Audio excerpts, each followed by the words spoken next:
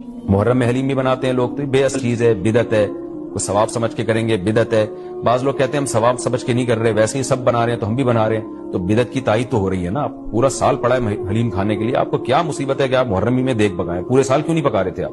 تو جب ایک رسم معاشرے میں غلط رسم پھیل جاتی ہے تو اس کا بائیکاٹ کرنا چاہیے، تو آپ نہ بنائیں، کسی اور مہینے میں بنا لیں آپ۔ تو پوری رات دیگیں چل رہی ہوتی ہیں، مذہب کے نام پہ تو یہ کام نہ کیا جائے نا۔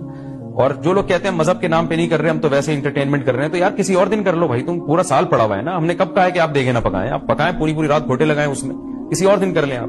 اس لیے اسلام کو بچائیں خرافات سے، اسلام کو ہمارے ذمے ہے کہ ہم اسلام وہی ہے جو نبی لے کر آئے۔ الیوم اکملت لکم دینکم واتممت علیکم نعمتی ورضیت لکم الاسلام دینا۔ اللہ کہتے ہیں آج کے دن میں نے دین مکمل کر دیا۔ جب یہ آیتیں نبی پہ نازل ہو گئیں تو اس میں حلیم نہیں تھا، محرم کا حلیم، دین مکمل ہو چکا، اس کو رہنے دیں آپ۔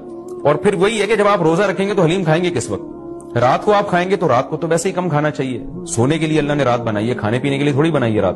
دن میں آپ نے روزہ رکھنا ہے، تو وہ یہ روزے سے بھی میچ نہیں کر رہا ہے یہ جو حلیم ہے نا، اس لیے اس سے اجتناب کریں، ایوائڈ کریں۔ جو گلی کے لوڑے لپاڑے بنا رہے ہوتے ہیں ان کو محبت سے سمجھا دیں، یار اگلے دن بنا لو، باز آ جائے ٹھیک ہے، نہیں تو پھر نکل لیں آپ پتلی گلی سے، الجھے نہیں لوگوں سے۔